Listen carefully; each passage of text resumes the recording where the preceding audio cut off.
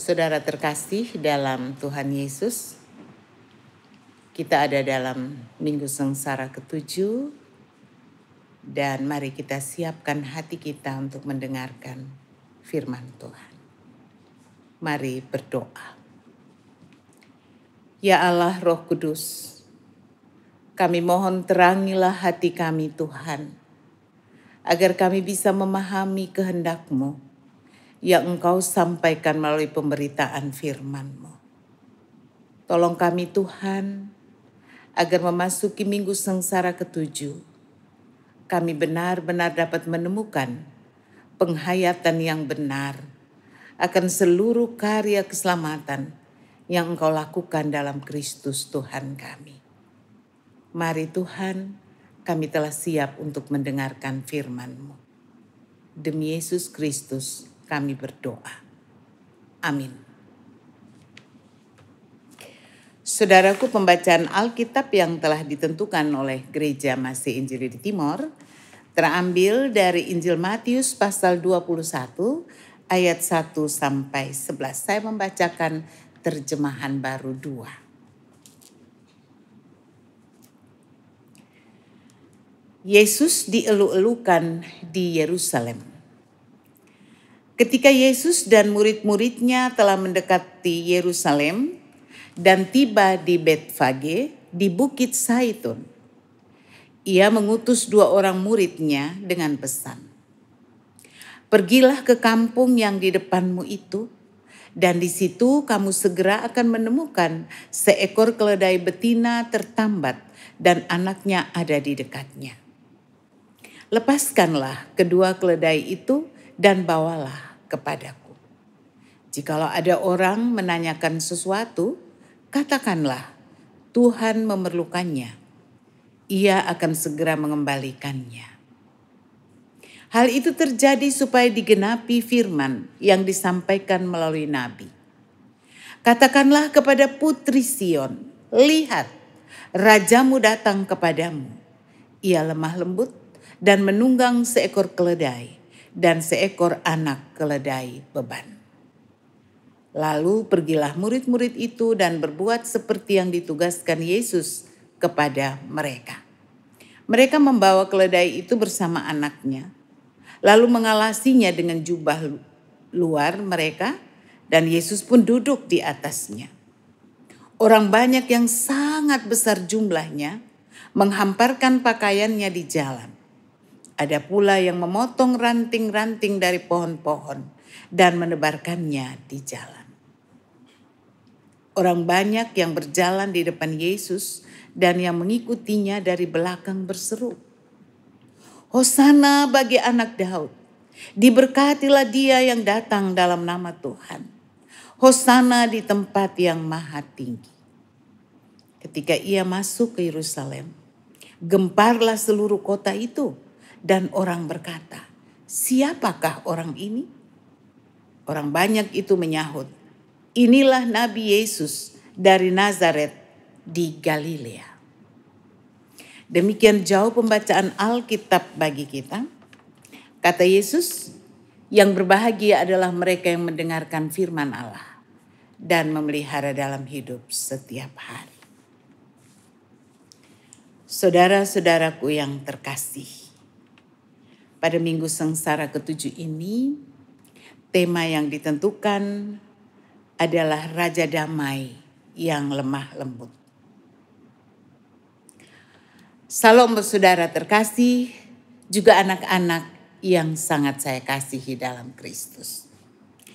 Terpujilah Tuhan pemberi hidup yang boleh mengizinkan kita mendengar lagi pesan kasih-Nya melalui firman yang telah kita baca saat ini. Saudaraku, percayalah bahwa setiap kali Tuhan mengizinkan kita ada di seputar firman-Nya, Dia tengah menyampaikan pesan secara pribadi bagi kita. Dia tahu apa yang tengah kita alami hari ini, dan Dia ingin menyapa kita secara pribadi melalui firman-Nya. Karena itu, saya mengajak kita semua fokus. Kita memakai beberapa waktu ini untuk benar-benar fokus kepada firman Tuhan. Di dalam tahun gerejawi memasuki Minggu Sengsara ke-7 atau biasanya disebut Minggu Palem atau Pekan Suci, Holy Week atau Passion Week. Karena memang dalam 1 minggu ke depan kita akan menyaksikan jalan penderitaan yang mulai akan dilalui Yesus yang berujung pada kematian, dikuburkan, dan bangkit. Dalam 1 minggu ini kita akan mengingat kembali, kita menghayati lagi, dan kita harus dapat menemukan pesan itu bagi kita secara pribadi. Paling tidak saudaraku, juga anak-anakku terkasih. Kita mesti dapat mengalami peristiwa Kristus yang agung itu, terutama untuk keselamatan diri kita. Orang-orang yang kita kasih, dunia di sekitar kita. Sejak abad keempat oleh Bapak Gereja Athanasius, gereja mengenal ibadah minggu-minggu sengsara. Dan ibadah itu akan memuncak di pekan suci ini.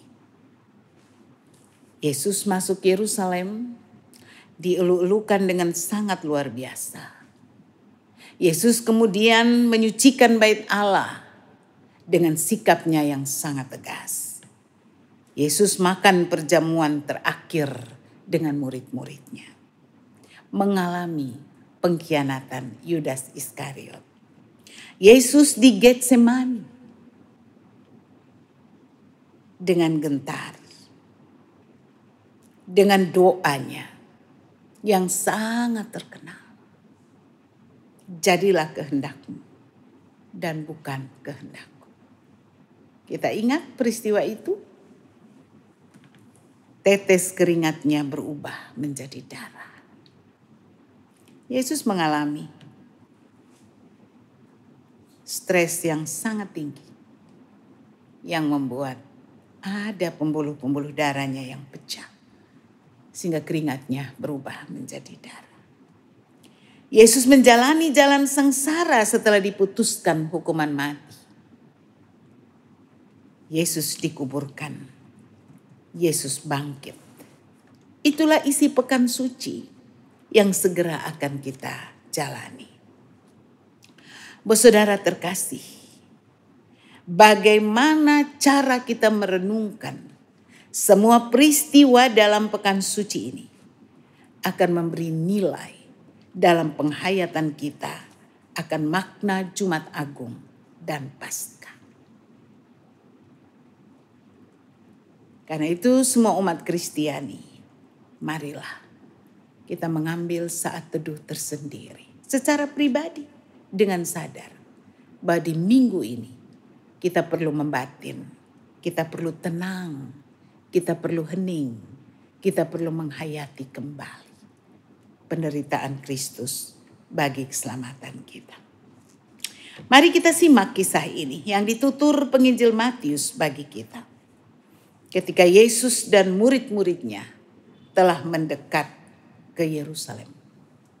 Ini kedatangan Yesus terakhir kalinya masuk ke kota Yerusalem. Kota yang adalah pusat keagamaan orang Yahudi. Kota yang di dalamnya ada bait Allah. Yang di dalamnya dipercayai bahwa Allah hadir di sana. Sekaligus saat itu sebenarnya terjadi begitu banyak orang Yahudi dari seluruh dunia, Alkitab mengatakannya, datang ke Yerusalem untuk merayakan Paskah Yahudi. Artinya bahwa saat itu telah berkumpul banyak sekali orang di Yerusalem. Dalam situasi itulah Yesus masuk ke kota Yerusalem. Ia meminta 2 orang muridnya untuk mengambil keledai betina yang tertambat bersama anaknya di kampung terdekat. Dan penulis Injil Matius mengatakan, Yesus berpesan, jikalau ada orang menanyakan sesuatu, katakanlah, Tuhan memerlukannya. Ia akan segera mengembalikannya. Saudaraku, ini poin. Tuhan memerlukannya. Penulis Injil Matius memakai kata Tuhan. Yesus yang adalah Tuhan memilih untuk menunggang keledai masuk ke kota Yerusalem. Padahal sebagai Tuhan, ia punya kuasa. Ia bisa secara bebas memilih untuk masuk dengan caranya tersendiri. Yesus justru memilih keledai muda menggenapi nubuat Nabi Zakaria.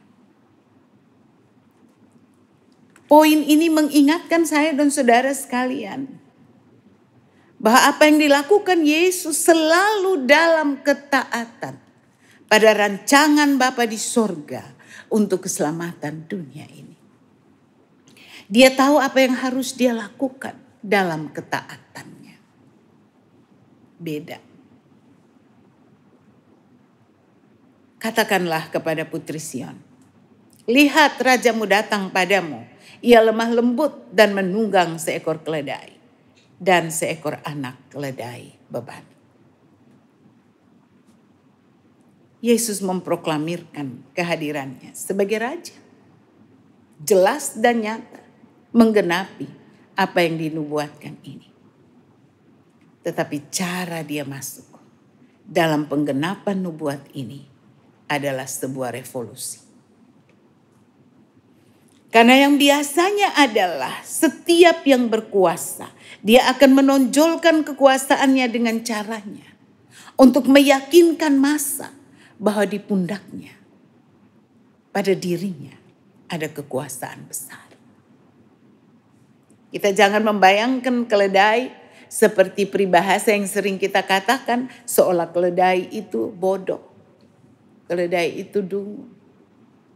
Tapi ketika Alkitab berbicara tentang keledai tunggangan, keledai muda, ini sebenarnya menunjukkan pada kelembutan.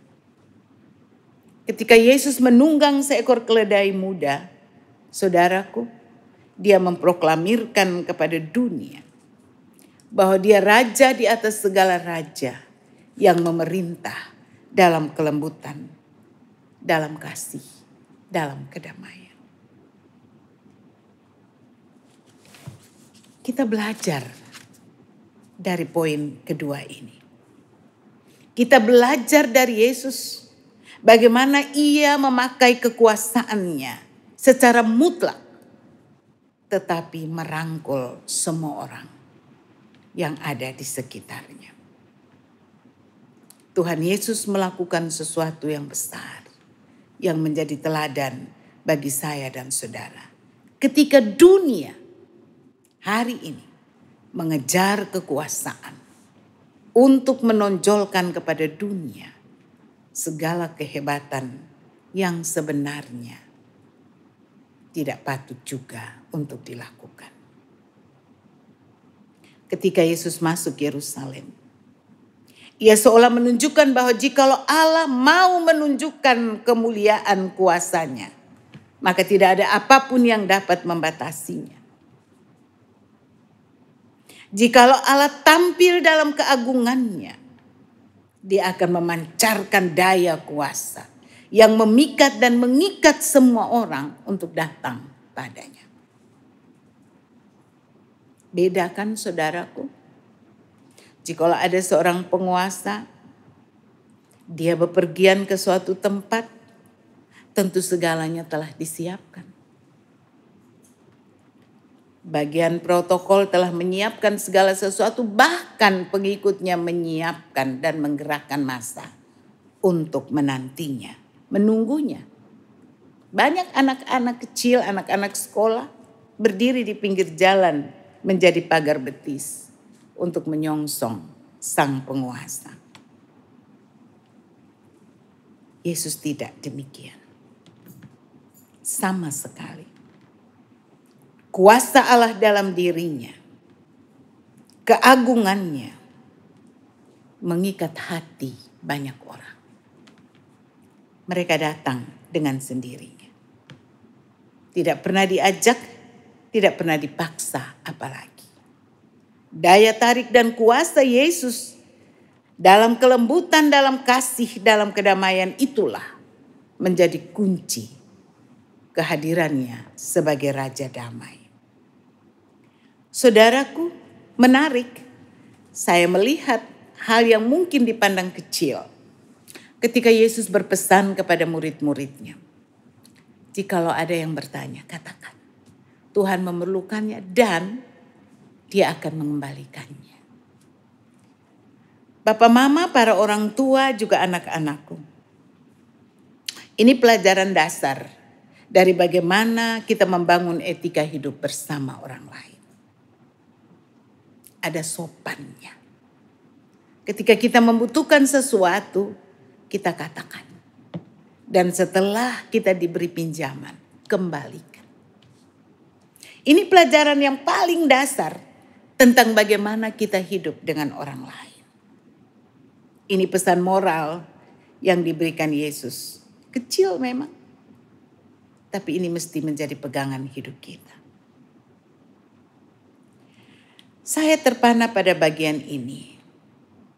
Ketika Tuhan mengatakan, Tuhan memerlukannya. Saudaraku, apa yang ada di dunia ini? Apakah yang ada pada diri kita yang bukan milik Tuhan? Tuhan penguasa langit dan bumi, pencipta semesta raya, pemilik hidup kita. Dia mengatakan, ketika dia membutuhkan sesuatu dari kita, dia mengatakan Tuhan memerlukannya. Saya melihat ini sebagai sesuatu yang istimewa. Allah memperlakukan kita sebagai kawan sekerjanya. Allah menghargai apa yang ada pada kita, sekecil apapun itu. Jikalau itu bisa kita gunakan, kita pakai, kita persembahkan untuk karya keselamatan Allah di bumi ini. Wow, itu hebat. Saudaraku, anak-anakku, pada diri kita Tuhan menitipkan banyak hal. Tidak saja secara material, tapi banyak hal. Banyak talenta, banyak anugerah yang Tuhan limpahkan bagi kita. Hari ini Tuhan memerlukanmu. Tuhan memerlukan kita. Siapa kita, saudaraku? Siapa kita, papa mama, anak-anakku? Kalau kita diperlukan Tuhan, Tuhan memerlukan kita. Mari. Ini poinnya, kita sambut ini. Kita sambut dengan gembira. Kita ada di tepian Via Dolorosa memasuki minggu sengsara ke-7 dengan keyakinan bahwa Tuhan membutuhkan kita. Tuhan memerlukan apapun itu yang ada pada kita. Jikalau Tuhan memerlukannya, kita bilang, mari Bapa, ambil. Ambil apa yang ada padamu. Pergunakan Tuhan. Kalau itu menjadi berkat bagi karya keselamatanmu. Saudara-saudaraku yang terkasih. Kedua murid ini tanpa tanya, tanpa pikir lagi, mereka pergi. Mereka mengambil dan mendapatkan 2 ekor keledai. Ini teladan yang sebenarnya sudah ditinggalkan Yesus dan murid-murid meneladaninya. Ketaatan. Saudaraku, taat itu tanpa banyak tanya. Kenapa begini Tuhan? Kenapa begitu Tuhan? Orang taat itu adalah ketika mendengar apa yang Tuhan mau dia lakukan. Total. Itulah yang Yesus lakukan. Ketika dia memasuki Yerusalem dengan kesadaran penuh bahwa ini perjalanan terakhirnya. Dan dalam minggu ini dia akan menuju salib. Dalam ketaatan penuh pada rancangan keselamatan Bapa di surga. Saya belajar dari hal ini. Belajar dari kedua murid ini. Belajar dari sikap Yesus yang luar biasa memasuki minggu sengsara ke-7. Mari ketika mereka dalam ketaatan membuka jubah bagian luarnya. Itu kehormatan. Orang Yahudi memang biasa memakai jubah berlapis. Ada yang di dalam, ada dari luar. Tapi sebenarnya jubah bagian luar itu simbol siapa dia sebenarnya. Dan mereka membuka itu. Tidak ada yang terlalu besar dalam diri kita. Ketika kita berhadapan dengan Tuhan, mereka membuka jubah, menaruh sebagai pelana di atas keledai, dan Yesus duduk di atasnya. Saudaraku, ini sesuatu tindakan yang tidak sekedar simbolik, tetapi sebenarnya Yesus tengah memproklamirkan kepada dunia bahwa sebenarnya dialah raja di atas segala raja. Karena itu dia diikuti banyak orang. Mereka berteriak, Hosana bagi anak Daud, diberkatilah dia yang datang dalam nama Tuhan. Hosana di tempat yang maha tinggi. Bapak Ibu, kata Hosana itu sebenarnya artinya adalah permohonan agar keselamatan itu datang segera saat ini juga. Saya coba memasuki bagaimana orang-orang Yahudi itu melihat Yesus ketika masuk berteriak. Saya yakin bahwa orang Yahudi itu mereka sangat tekun membaca kitab suci karena pada usia 12 tahun mereka sudah tamat belajar Taurat. Saya yakin bahwa cerita tentang apa yang dinubuatkan Zakaria itu ada dalam memori mereka. Dan ketika gambaran itu ditunjukkan real oleh Yesus, pasti ada sesuatu yang tergerak di hati mereka. Apalagi pengalaman, mungkin ada cukup banyak orang yang hadir saat itu mengalami betapa Yesus telah melakukan banyak hal untuk membantu mereka. Harapan mereka adalah yang datang di atas keledai ini adalah Mesias politik. Yang segera akan membebaskan mereka dari belenggu penjajahan yang sudah sangat lama mereka nantikan. Saudaraku, mereka rakyat kecil mungkin. Mereka bukan penguasa mungkin. Mereka tidak ada dalam kelompok elit yang mengalami, ikut merasakan enaknya ketika dijajah. Karena bermain mata dengan penjajah. Mereka tidak. Mereka mengalami pahit beratnya kehidupan ketika hidup sebagai orang-orang terjajah. Namun saudaraku, harapan mereka bahwa Yesus adalah Mesias politik yang segera akan membebaskan mereka dengan teriakan Hosana, anak Daud.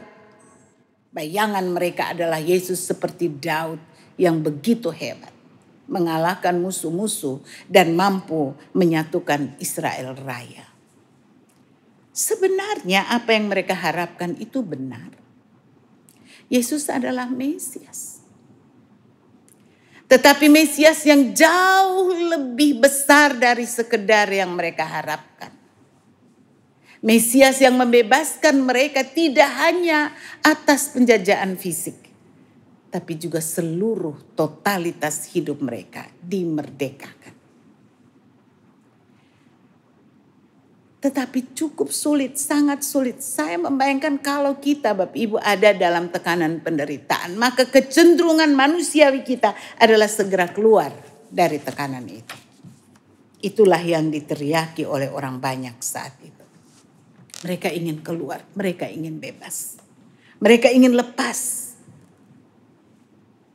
Kita belajar. Kita belajar untuk membatin sejenak. Memaknai setiap tekanan dan penderitaan kehidupan kita. Bahwa mungkin ada pesan Tuhan, ada proses Tuhan, ada maksud Tuhan, ada rancangan Tuhan atas hidup kita. Sehingga kita tidak menjadi orang-orang yang begitu tergesa-gesa. Tanpa berpikir, tanpa melihat kepada Tuhan. Dan ingin untuk segera terlepas. Saudaraku, ketika Yesus masuk Yerusalem dengan cara itu, sebenarnya itu juga sangat berbahaya. Karena dia telah dilihat, diintip oleh para penguasa. Baik penguasa penjajah ataupun penguasa agama Yahudi. Dia dilihat sebagai ancaman karena pengikutnya banyak. Yesus tahu itu. Yesus tahu itu. Dia dengan sadar memproklamirkan, dialah raja yang sesungguhnya. Saudaraku, kita lihat peristiwa ini. Begitu banyak orang menaruh jubahnya di tanah, di jalan. Ini luar biasa. Memang dalam cerita-cerita perjanjian lama terjadi ketika mereka menyambut pemimpin perang yang pulang dengan keberhasilan. Mereka menaruh ranting-ranting, mereka itu biasa dilakukan juga oleh mereka. Tetapi artinya bahwa Yesus adalah seorang pemenang. Yesus adalah seorang raja yang menang. Mari saudaraku, saya mengajak kita semua ada dalam barisan untuk mengeluhkan dia, tapi tidak berhenti di situ. Karena kita ingat, ketika Yesus yang telah didera, ketika Yesus yang telah disiksa, berdiri dengan Barabas di hadapan orang banyak itu, Pilatus bertanya, siapa yang kamu pilih? Semua orang banyak memilih untuk bebaskan Barabas dan salibkan Yesus. Pesannya adalah bahwa ketika kita mengeluhkan dia, bukan sekedar karena dia memenuhi seluruh kebutuhan hidup kita. Tidak. Ketika kita mengimani dia, ketika kita memuja-muja dia sebagai Tuhan dan Allah kita. Bukan sekedar karena semua yang kita harapkan, semua yang kita inginkan, kita harap dia penuhkan dalam hidup kita. Bukan saudara. Beriman tidak demikian. Karena Tuhan kadang dengan sengaja mengizinkan kita untuk tidak mengalami menerima apa yang kita inginkan dalam hidup ini. Tapi dia tetap Tuhan. Kita tetap menyembah dia sebagai Tuhan. Dia Allah kita, dia Tuhan kita. Pujilah Tuhan, sembahlah dia karena dia Tuhan. Bukan karena dia memenuhi seluruh keinginan kita. Itulah iman. Ketika kita melepaskan semua andalan pada diri kita. Dan kita taruh hidup kita di tangannya. Mari saudaraku, kita bersama-sama melangkah bersama Yesus. Dalam penghayatan Minggu Sengsara ke-7. Dari satu etape ke etape yang berikut. Sampai kita dapat merayakan Paskah. Kebangkitan, kehidupan. Dengan keyakinan bahwa saya dan saudara sekalian, juga anak-anakku. Kita akan mengalami kehidupan yang kekal bersama Kristus. Amin. Mari kita mensyukuri firman Tuhan. Ya Allah terkasih, kami ada di hari ini ketika kami akan melangkah melewati setiap etape minggu suci, tapi juga minggu penuh penderitaan Kristus. Kami mau menghayatinya Tuhan. Kami mau menarik peristiwa itu di sini dalam perjalanan hidup kami hari ini. Tuhan jadikan kami anak-anak kesayangan-Mu yang mengeluh-elukan Engkau sebagai Raja yang lembut hati, sebagai Raja damai, sebagai Tuhan atas hidup kami, dan bukan sekedar yang memenuhi seluruh keinginan dan kepentingan kami. Kami sadar benar siapa kami Tuhan. Ampuni kami jikalau cara beriman kami Engkau dapati jauh dari yang Engkau harapkan. Bantu kami semua Tuhan, agar kami bisa menjalani minggu sengsara terakhir ini. Berjalan bersama Kristus di tepian Via Dolorosa, dan ikut menyaksikan betapa Kristus Tuhan dan Juru Selamat kami telah mati, dikuburkan, dan bangkit bagi kami. Dialah sulung kebangkitan kami, dan kami mau hidup dalam iman Paskah itu. Terima kasih banyak Tuhan. Berkati kami sekalian yang mendengarkan pemberitaan ini, agar memberi berkat dalam perjalanan hidup kami yang masih Engkau berikan pada kami.